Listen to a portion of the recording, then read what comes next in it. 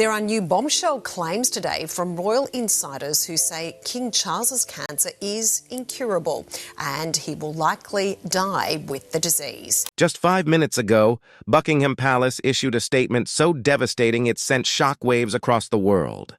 In a rare and somber address, Prince William confirmed that King Charles's health is in a dire new state, a development no one saw coming, even though whispers have been growing in royal and palace circles for months. Up until now, Charles's battle with illness has been described as ongoing and managed, with periodic hospital stays and adjustments to his schedule.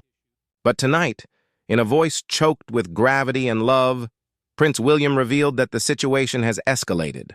The king's treatment has entered a critical phase, and his ability to carry out official duties has been severely impacted.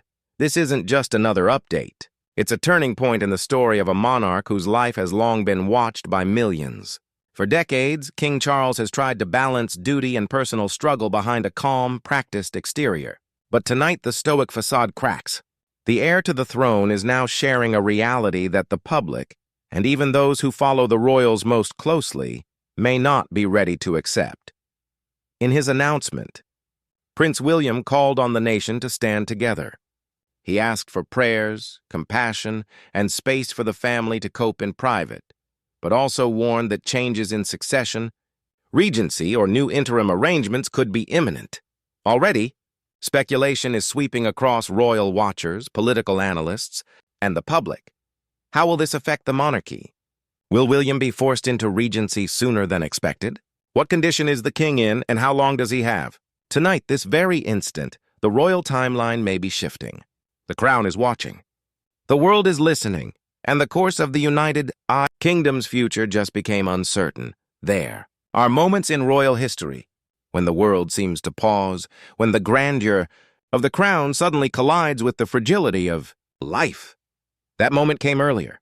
Today, when Prince William stepped forward, his voice steady but his eyes heavy with emotion, to confirm what many had feared. For weeks, speculation had swirled around King Charles's health, canceled appearances, shortened public events, and uncharacteristic absences had begun to stir questions that no one dared ask aloud. Then came the silence. A palace silence, the kind that means something is deeply wrong. When the news finally broke, it wasn't through rumor or gossip, but through the king's own son. Prince William, ever composed, delivered the statement from behind the ornate gates of Kensington Palace. He spoke of his father's ongoing medical treatments and the family's gratitude for the nation's kindness. His words were careful, deliberate. The words of a man trying to steady a nation while holding back his own grief. It was the tone that struck the world. The pauses between his sentences seemed to carry more than just sorrow. They carried fear, acceptance, and love, the unmistakable signs of a son preparing for the inevitable. Across the United Kingdom, and indeed across the world, people held their breath. Television channels interrupted programming, news anchors spoke in hushed tones, and outside Buckingham Palace, crowds began to gather. There were no loud protests or cries, only quiet faces, eyes fixed on the flagpole, wondering whether it might soon be lowered. For decades, King Charles has embodied resilience. From the turbulent years of his early reign to the controversies that shadowed his past, he has faced every challenge with the poise of a man raised to bear the weight of the world's gaze. But now that strength seemed to waver, not from scandal, but from the one battle even kings cannot command, the battle within their own bodies. Royal insiders, speaking softly and carefully, described the king as tired but determined. They say he continues to read his government dispatches every morning, still signing papers, still insisting on attending briefings when his doctors allow. Yet there are whispers of exhaustion, long days followed by sleepless nights, the toll of treatment etched into every line of his face. Prince William's appearance today confirmed what the palace had avoided saying outright. The king's health has taken a turn, and while his spirit remains unbroken, his strength is visibly fading. For William, this moment was more than a press statement. It was an awakening. He stood there not just as a son, but as a future king watching the slow twilight of the man who shaped him. He has always admired his father's sense of duty, even when they disagreed privately. Now, that same duty binds him to step forward, one measured step at a time, into the role he never wanted to take this soon. Witnesses described the atmosphere outside Kensington Palace as both reverent and surreal. Some brought flowers, others simply stood in silence. A few older citizens, who once watched Queen Elizabeth's reign begin under similar clouds of uncertainty, quietly wept, as if history were circling back. In moments like these, the monarchy sheds its golden armor. The jewels, the thrones, the royal protocols all fade, leaving behind only the human heart beneath the crown. And on this day, that heart belonged to a father and a son, one fighting for his health, the other fighting to stay strong for him. As Prince William concluded his address, he said softly, "My father is in good hands and in good spirits. He continues to teach me what it means to serve, even in pain." Then, without further comment, he turned and walked away, the cameras flashing as the gates slowly closed behind him. But beyond those gates, a family grieves quietly, and a nation waits, holding its breath for whatever comes next. As the hours passed after Prince William's announcement, London seemed to fall under a strange, respectful stillness. The sound of traffic around Buckingham Palace quieted. The press line outside Kensington Gardens kept their cameras low, and even the palace guards, trained for stoic discipline, appeared to hold their salute a second longer than usual. The nation sensed that something within the monarchy itself had shifted. Inside those heavy palace walls, the atmosphere was tense but tender. Staff members moved more softly through the corridors, the usual clipped voices replaced by whispers. Meetings that once revolved around schedules and ceremonies now centered on medical briefings and recovery plans. Every phone call carried the same unspoken question: how much time will we have? For Prince William, that uncertainty was unbearable. He had spent a lifetime preparing to be the next king. Yet no preparation could ready him for the sight of his father, the man who had carried the monarchy through its most fragile modern years, fighting the limits of his own body. Every morning, before he faced the cameras or advisors, William reportedly called his father first. Sometimes the conversations were brief. Sometimes they were filled with the quiet humor that only family can share. But behind each word lay an understanding neither dared to speak aloud. The crown, after all, does not allow weakness. Duty must come before grief, and the public must never see the full measure of fear that hides behind a royal smile. Still, those close to William say he has been deeply affected. His tone with aides has grown gentler, his decisions more reflective. He walks with a gravity that was once his father's. Observers have noticed subtle changes, too. In recent weeks, William has begun attending more state briefings, taking private audiences with ministers and overseeing the king's correspondence when His Majesty is resting. These are small gestures to the public, but within the palace they are monumental, a quiet transfer of responsibility from father to son. Queen Camilla, ever the steadfast partner, remains by the king's side. Sources describe her as both nurse and shield, balancing her husband's privacy with the nation's curiosity. She has reportedly encouraged Charles to rest more, though the king, stubborn as ever, insists on reviewing red box documents each day.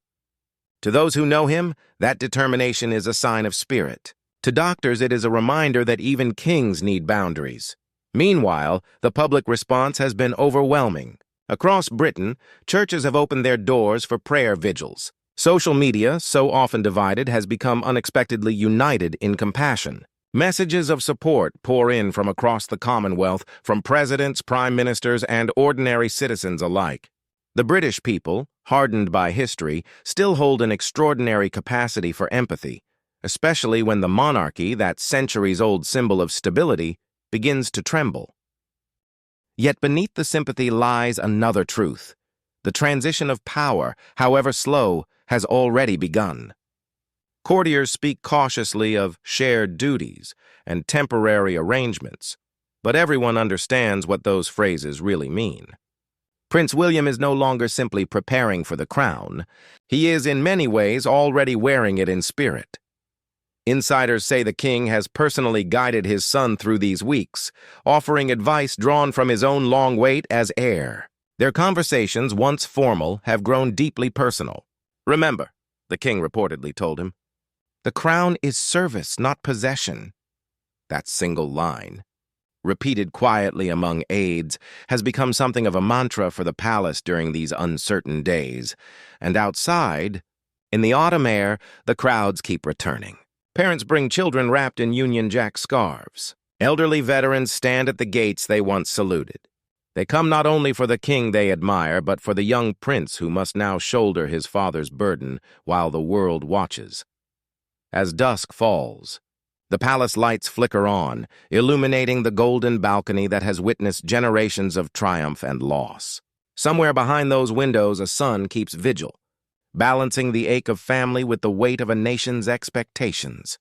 He knows the moment will come, perhaps soon, perhaps later, when he must walk the same path his father once did. But for now, Prince William carries both hearts and history in his hands. A grieving son, a reluctant heir, and a man who has learned that even the brightest crown casts a shadow.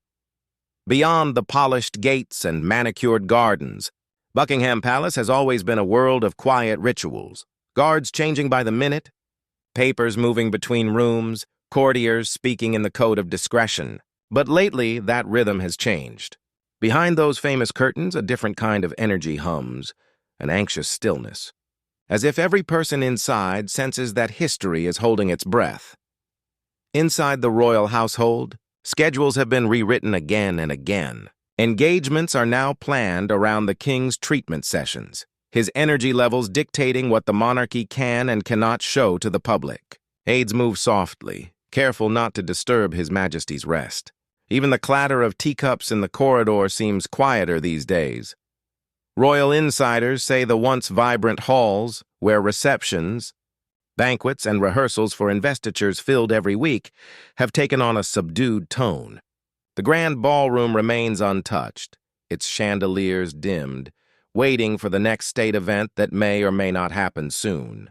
The king's desk, still covered in red-boxed government papers, has become a symbol of endurance. Each morning he insists on reading and signing what he can. Those close to the palace describe the Queen's role as vital. Camilla has emerged as the heart of the royal household, juggling emotional reassurance with administrative precision. She shields Charles from unnecessary stress, coordinating with his doctors and senior staff. He's determined to work, even when he shouldn't, one insider quietly admitted. Her Majesty is the only person who can persuade him to rest. Behind closed doors, Prince William visits often, when his father is too weak for formal meetings. Their conversations move to quieter corners, sometimes in the garden, sometimes in the private drawing room overlooking the mall. Aides recall the sight of the two walking slowly together, heads close, speaking in low tones. To those who witness it, it feels like both a farewell and a passing of wisdom. It is within those walls that the monarchy's invisible machinery continues to turn. Advisors known as the men in gray suits prepare contingency documents, not out of panic but out of duty. Plans that have existed for decades, protocols for regency, coronation, and state mourning, are reviewed in confidence. These are not predictions of tragedy, but reminders that even institutions built on tradition must prepare for change. Publicly, the palace offers only calm assurances. The king remains optimistic. The doctors are satisfied. The family is grateful for the nation's prayers. But internally, the tone is more guarded. No one knows when or if Charles will return to a full public schedule. Until then, Prince William and Queen Camilla quietly fill the gaps, their calendars stretching to cover engagements once reserved for the monarch himself. And yet, amid the planning and concern, there are moments of warmth. Staff members describe how the king continues to crack dry jokes with his valets, how he still asks about the gardens and the horses. These small glimpses of normalcy have become precious. Proof that beneath the headlines and speculation, Life inside the palace still beats with humanity. Outside the gates, journalists wait in the cold, cameras trained on a door that rarely opens. Across the world, millions watch and speculate, some with sympathy, some with skepticism. But few truly understand the quiet strain of keeping a centuries-old monarchy functioning while its heart is under repair. For Prince William, this has become a personal test. He now spends more time with senior courtiers, reviewing matters of state, coordinating with the Prime Minister, and ensuring that every royal appearance carries reassurance rather than worry. Each handshake, each carefully worded speech, is crafted to project stability, to tell the world that the House of Windsor stands firm, even when its foundations tremble. Late at night, when the palace lights dim and the city outside sleeps, William reportedly sits alone in his study. The portraits of his grandmother and great-grandfather stare down at him, a reminder that every generation faces its own crisis, and that every crown must be carried through pain. He knows that someday soon the conversations behind these curtains will no longer be about illness, but about succession. For now, though, Buckingham Palace remains what it has always been, a fortress of duty filled with quiet hearts keeping watch. Behind the grandeur, the echo of footsteps, and the click of polished shoes lies a single truth, that even the oldest institutions are built, not of stone and gold, but of human strength and love. As dawn broke over London the morning after Prince William's announcement, the light fell differently on Buckingham Palace. The golden gates shimmered faintly under a pale sky, and the Union Jack fluttered quietly at full mast, not lowered but somehow heavier, as if weighed down by the emotions of an entire nation. Inside, the royal family moved through the day with practiced grace. Queen Camilla accompanied King Charles for a brief appearance at Windsor, a quiet reassurance that, despite his frailty, the king remained determined to fulfill his duties. Yet even as he smiled and waved, his movements were slower, his gestures measured. Every camera flash seemed to underline what the palace would not say aloud. The king was fighting, but the battle was getting harder. Behind the scenes, the machinery of monarchy continued to turn. Courtiers, advisors, and private secretaries spoke in hushed tones, balancing two timelines, the present reign and the uncertain horizon that lies ahead. No one dared call it transition, but everyone knew that preparations had begun. Quietly, respectfully, inevitably, and at the center of it all stood Prince William, the sun stepping into the storm. The past few months had reshaped him completely. The easy smile that once charmed crowds has given way to something deeper: resolve. Each appearance now carries the gravity of destiny. When he speaks, he no longer sounds like the air waiting in the wings. He sounds like a man already bearing the weight of the crown. Royal experts and historians have begun to call this period the soft succession, not an abdication, not an announcement, but a gradual handing over of responsibility. William now chairs private briefings, meets heads of state, and quietly represents his father at key engagements. The king, ever the teacher, has guided him through every step. "You must lead," he reportedly told his son, "but never forget to listen." Those words have defined William's approach. Where his father ruled with conviction and environmental vision, William leads with empathy. He's seen comforting children in hospitals, shaking hands with farmers, and thanking emergency workers long after the cameras have turned away. In each moment, the public sees not just a future king, but a son carrying forward his father's spirit. But even the most resolute hearts have limits. Friends close to the prince say the strain has been immense. Between his father's condition, his mother-in-law's illness, and the demands of raising 3 young children, William has been stretched thin. Still, he carries on, finding strength in family and faith. "He never complains," one palace aide whispered. "He just says, 'We keep going because that's what my father would do.'" As days blend into weeks, the monarchy finds itself in a delicate balance between continuity and change. The world has grown used to the image of King Charles, the thoughtful reformer who waited a lifetime to serve.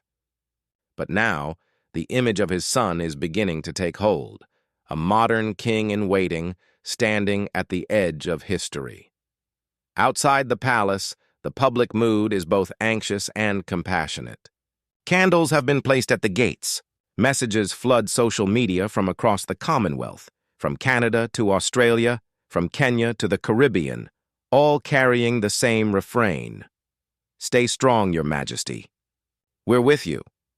Even among the press, once divided, there's a rare consensus, admiration for a monarch who, despite personal pain, continues to embody grace. And admiration, too, for the son who has become his silent guardian. Late in the evening, as the city lights flicker across the Thames, Prince William reportedly stands by a window in Clarence House, looking out toward the palace. Somewhere beyond those lights, his father rests. The king still fighting, still teaching, still inspiring.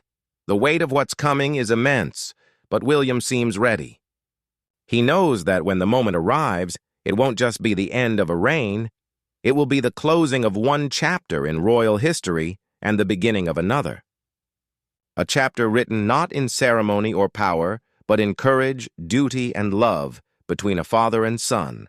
As one royal historian put it, the crown never sleeps. It only passes from one heartbeat to the next. And so tonight, as Britain watches and prays, the nation doesn't just honor a king in fragile health. It honors the legacy he's building and the son already carrying it forward. For in the end, the story of King Charles and Prince William is not just about monarchy.